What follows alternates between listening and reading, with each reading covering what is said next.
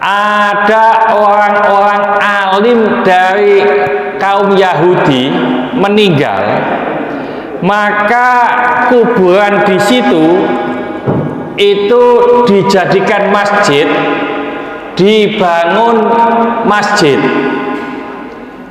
Ini ada yang bertanya, yo gak wong Yahudi tok, wong NU yo ngono.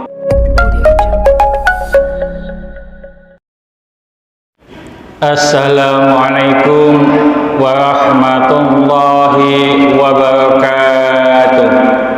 Bismillahirrahmanirrahim. Wa an Abi Hurairah radhiyallahu anhu, dari Abu Hurairah, mudah-mudahan Allah meridhoinya, qala, ia berkata, qala Rasulullah sallallahu alaihi wasallam, Rasulullah sallallahu alaihi wasallam bersabda, qatalallahul yahuda, Allah akan membinasakan orang-orang Yahudi. Kenapa? Ittakhadhu kubur anbiyaihim masajidan. Karena orang-orang Yahudi itu menjadikan kuburan nabi-nabi mereka menjadi masjid. Muttafaqun alaih, Bukhari Muslim. Wazada Muslimun, dan menurut tambahan riwayat Muslim, wan nasara, termasuk orang-orang Nasrani. Kita baca lagi, masih ada lanjutan.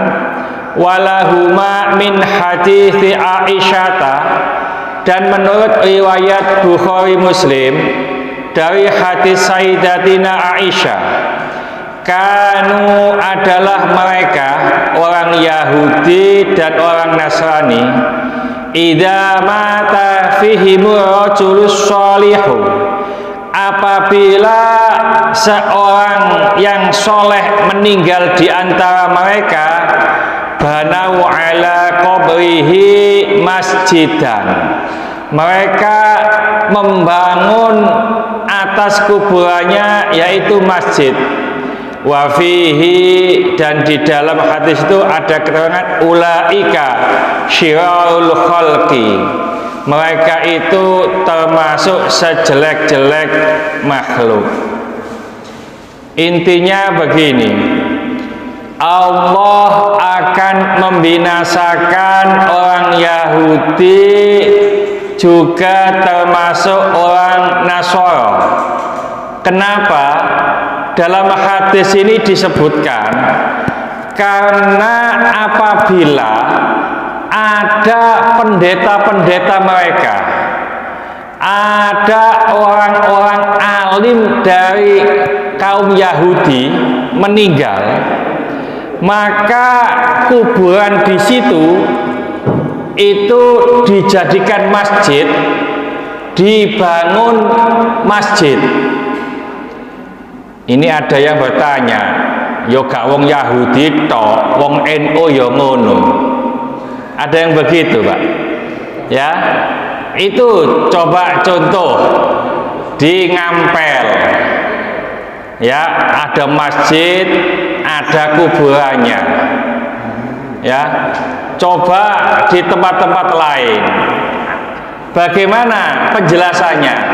Sangat beda. Kalau hadis ini begini, orang Yahudi meninggal, kuburannya sudah ada, dibangun masjid. Ya, ngapunten Bapak-bapak pernah ke pesantren Yai Asroy? Pernah nggih? Wonten pundi niku? Wonten masjid. Nggih.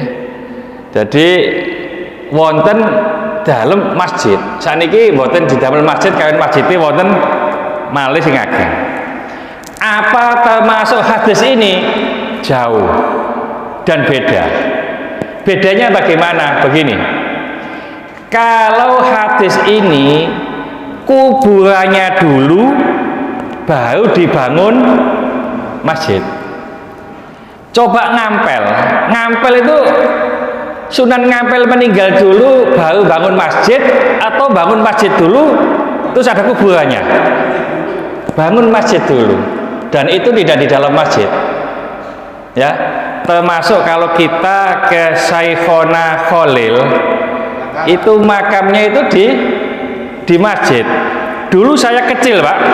Ya memang dulu kecil, Bapak juga kecil. Nek gede saya kecil ya repot nanti. Masih kelas 4 MI ya. Itu dari Sukomulyo ya, naik perahu kecil ke Bangkalan. Naik perahu kecil ke Bangkalan ke Syekhona Khalil.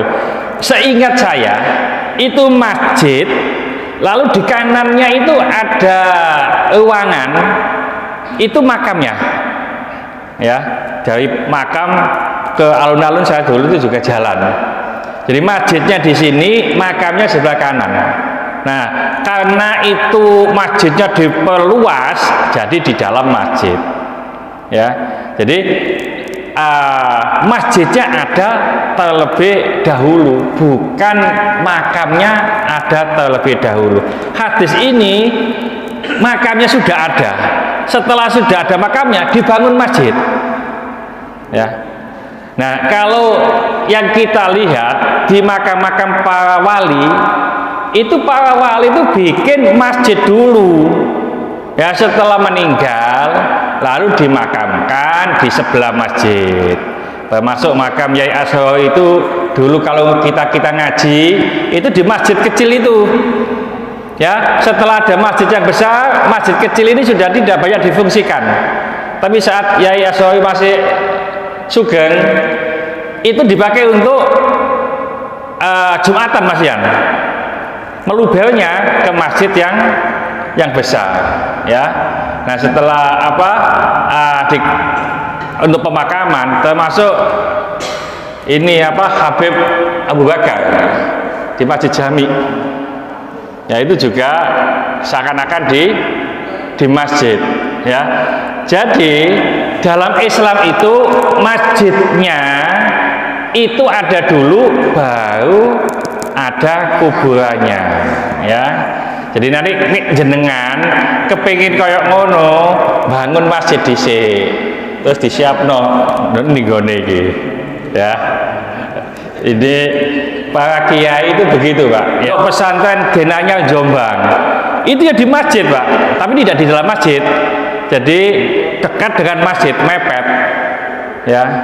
Jadi Yai Bisri Samsuri, beliau dimakamkan di situ, dekat dengan masjid. Jadi kalau orang nyekar itu ya di dalam masjid.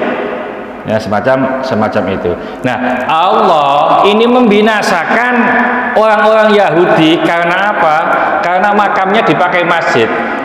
Padahal ada 7 tempat yang tidak boleh dipakai untuk sholat.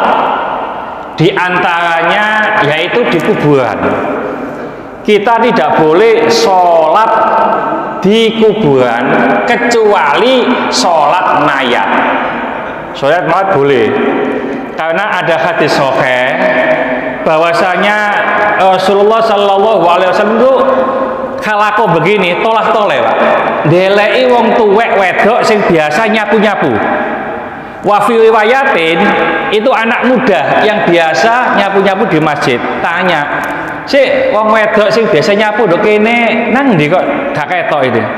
Sahabat mengatakan, sampun sedo ya Rasulullah, sudah meninggal. Loh, kok gak ngomong aku? Iya, tadi malam ya kita kuburkan. Rasulullah agak marah. Sahabat-sahabat tidak memberitahukan Rasulullah karena menganggap wong itu tukang sapu ae kok, dan malam dikebumikan supaya tidak mengganggu Rasulullah. Rasulullah gak ngamuk. Akhirnya Rasulullah mengatakan, sudono aku kuburane. Akhirnya Rasulullah datang ke makam itu, sholat di situ, Pak. Ya, mensolati mayat itu. Nah, setelah itu Rasulullah bersabda, tadinya orang yang dimakamkan di sini gelap semuanya, sekarang terang benderang setelah sholat saya. Bismillahirrahmanirrahim. wal asri innal insana lafi khusrin illa alladziina aamanu wa 'amilus sholihati wa tawassaw bil haqqi wa tawassaw bis sabr. Subhanakallahumma wa bihamdika asyhadu an la ilaha illa anta astaghfiruka wa atubu ilaik. Assalamualaikum warahmatullahi wabarakatuh.